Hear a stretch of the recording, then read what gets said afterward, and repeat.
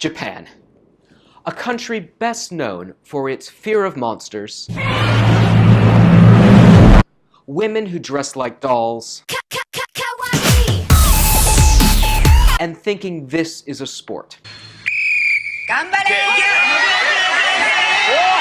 Cool.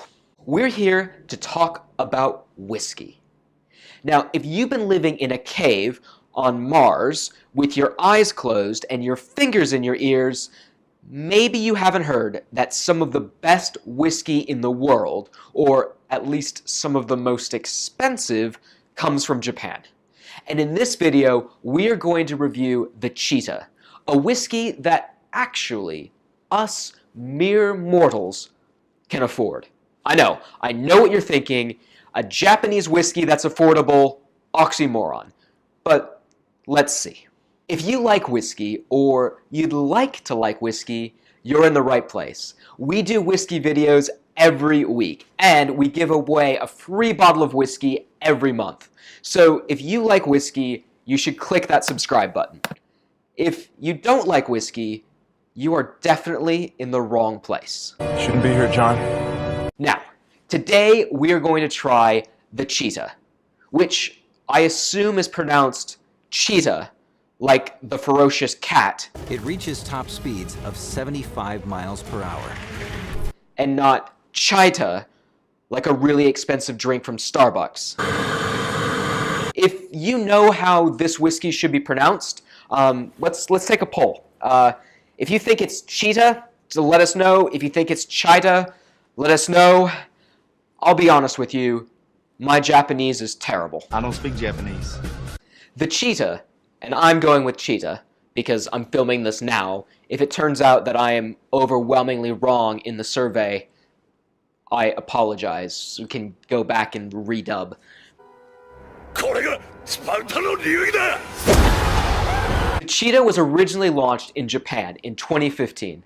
Then they did it as a global exclusive for duty-frees. But like a lot of things that we're seeing now, the duty-free becomes really popular, and now you can get the Chita anywhere. The name is a giveaway. The Chita single grain is in fact a single grain whiskey. I know, shocker. And a lot of you will be saying, well, obviously, that's why this is a cheap Japanese whiskey, because grain whiskey is cheap and therefore not very good. And anyone who says that is wrong. I don't want to be contentious, but they're wrong. Just because something's a grain whiskey doesn't mean it's not good. Now, absolutely, I 100% agree, corn is cheaper than barley. That's a fact.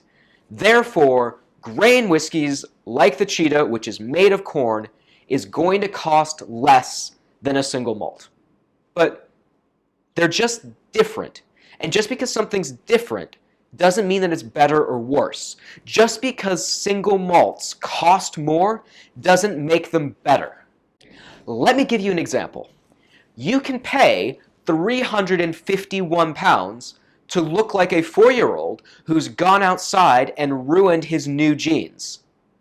That 4-year-old would get grounded. And you can have the matching top for another £350. For £700, you can look like a naughty toddler. And I swear, I am not making this up, for £1,650 at Harrods, you can look like a block of cheese. Honestly, I am not making that up. That is a real photo. My point, and I do have a point, my point is that just because something's expensive doesn't automatically make it good. And just because grain whiskey is cheaper than single malt doesn't mean it's not as good. I mean, this dress costs £3,000, and you look like leftover lasagna. The Chita Distillery makes some of the base spirits for some of Suntory's best-known blends. Blends like Hibiki. Hibiki will cost you an absolute fortune. I know that lots of people will talk about whether or not Hibiki's overpriced, and it might be overpriced, but That's not to say it isn't delicious. Hibiki is fantastic, and some of the base spirits in Hibiki come from the Chita distillery. So some of those base spirits are those grain whiskeys, and it's because they're great. They're interesting, they're sweet, they give a lot of complexity and depths of flavors to Hibiki. And what I think is really interesting is to try them in their natural state, when they're just the pure grains. Again, it helps with your whiskey education, because if you can pick out what grain whiskeys taste like, when you have a more complicated blend like Hibiki, you can dissect it, which I think is a really great way to appreciate some of those more expensive Japanese whiskeys. One of the things that you'll find with a lot of grain whiskeys is that the distillation process is different. With the Chita, they do 3 different types of spirits. There's a heavy spirit, which is distilled twice through continuous distillation, which is a different kind of distillation method. They have a medium distillation, which is continuously distilled for 3 times. And do you want to take a guess at how they make their smooth spirit? 4 times. 4 times! It is distilled 4 times through continuous distillation. And when it's distilled that much, it gets really smooth and pure, and it makes it really drinkable. And that's something that's worth experimenting with. So let's stop talking about it and let's try it. It's what's wrong with this? It's a screw top.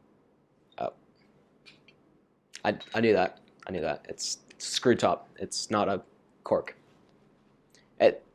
Japanese, they more innovative. On the nose, it's really fresh. It's like walking into a grocery store, into the fruit section, and just smelling some strawberries and some pears, which, I mean, don't have a smell unless you cut them open, but it's like cutting open a pear. It is really fresh, and it's really inviting. Definitely tropical. It's not the sort of thing that you see from your heavy single malts. Because it's a single grain, it is a bit lighter. On the palate, that sweetness carries through. What you had on the nose is what you get in your mouth. It's nice, it's mellow, it's medium-bodied, it's still fresh, it still has those pears and those mangoes coming through. This whiskey has been matured in 3 different types of casks. American ex-bourbon casks, Spanish oak that had sherry, and European oak that had wine. That gives it a really interesting dynamic that you don't often see in whiskey at this price point. It shifts in flavor. You get that sweetness coming through, but then it changes to a different kind of sweetness. It's like a honey that starts to coat your mouth. It's really nice, and as I said, because it's medium-bodied, it doesn't feel particularly heavy in your mouth. It's nice, it's the kind of thing that you like to have in the summer. What stands out the most to me, though, is this long finish. It's got a great finish that seems to really linger in your throat. The Chita is a very good whiskey. If you like this video, be sure to give us a thumbs up, and remember to subscribe to our channel. We do new videos every week. Thanks for watching.